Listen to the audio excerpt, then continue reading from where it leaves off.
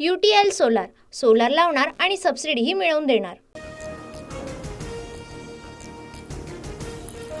कल्याणमधील अल्पवयीन मुलीवर अत्याचार करून हत्या करणारा आरोपी अटकेत। अपहरणानंतर भिवंडीतील बापगाव परिसरात आढळला होता मृतदेह। कल्याण हत्या प्रकरणातील आरोपी विशाल गवळीवर 1 वर्षात 2 गुन्हे। यापूर्वी सुद्धा अल्पवयीन मुलीच्या अत्याचार प्रकरणात झाली होती अटक। सध्या तो जामिनावर बाहेर।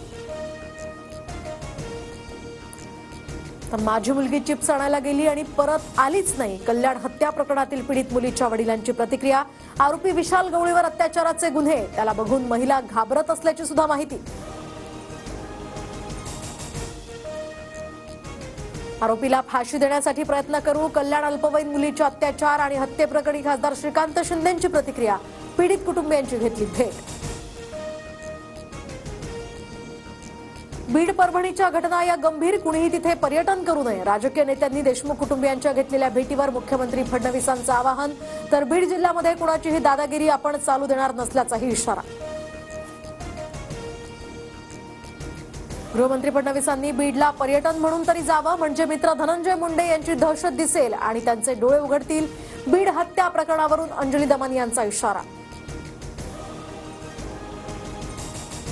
बीड सरपंच हत्या प्रकरणातील मास्टरमाइंड वाल्मिक कराडला तात्काळ अटक व्हावी। मंत्री धनंजय मुंडेंनी राजीनामाही द्यावा, संदीप क्षीरसागर यांची मागणी। बीडमध्ये निघणाऱ्या मोर्चात शरद पवारही सहभागी होणार। सरपंच संतोष देशमुख हत्या प्रकरणी 28 तारखेला सर्वपक्षीय मोर्चाचं आयोजन। मनोज जरांगेंकडून परभणीतील सोमनाथ सूर्यवंशींच्या कुटुंबियांचं सांत्वन। तर बीडमध्ये संतोष देशमुखांच्या कुटुंबियांना सुद्धा भेटली। बीडमध्ये कैलास फडवर गुन्हा दाखल। हवेत गोळीबार करतानाचा फडचा व्हिडिओ व्हायरल होता। दरम्यान या संदर्भात अंजली दमन यांनी केलं होतं ट्विट। कैलास फड वाल्मिक कराडच्या गँगमधील असल्याचा दमन यांचा आरोप। मुख्यमंत्री देवेंद्र फडणवीस गडचिरोली जिल्ह्याच्या पालकमंत्रीपदासाठी इच्छुक। मात्र बावनकुळे, अजितदादा, शिंदे चर्चा करूनच निर्णय घेतील आणि तो निर्णय आम्हाला मान्य असेल, फडणवीसांची प्रतिक्रिया। मला मंत्रिपद मिळू नये म्हणून अनेकांनी प्रयत्न केले, त्यांची कीव येते, पण मी मंत्र्यांपेक्षा सुद्धा वरच्या पदावर जाईन। मंत्रिमंडळातून डावलल्यानंतर दीपक केसरकरांचं भाष्य। बीड सरपंच हत्या प्रकरणात सरकार आरोपींना वाचवतंय, संपूर्ण प्रकरण बाहेर काढणार, मनोज जरांगेंचा इशारा। तर सत्ता कधीही माझ्या डोक्यात जाणार नाही, महाराष्ट्राला विश्वास देतो, मुख्यमंत्री फडणवीसांचा महाराष्ट्राला शब्द।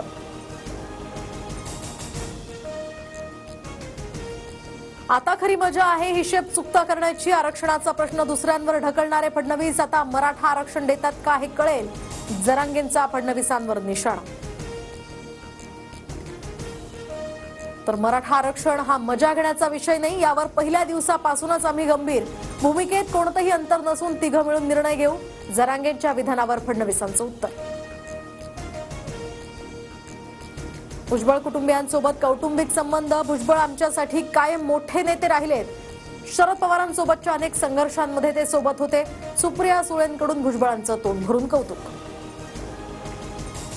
बीएमसी निवडणुकीमध्ये 150हून अधिक जागा जिंकून महायुतीचा महापौर हा पालिकेत बसणार, भाजपा आमदार अमित साटम।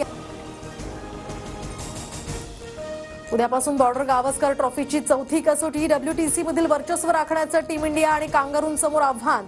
मेलबर्न क्रिकेट ग्राउंडवर उद्या सकाळी 5 वाजता सामन्याला सुरुवात होणार। UTL सोलार सोलार लावणार आणि सबसिडीही मिळवून देणार।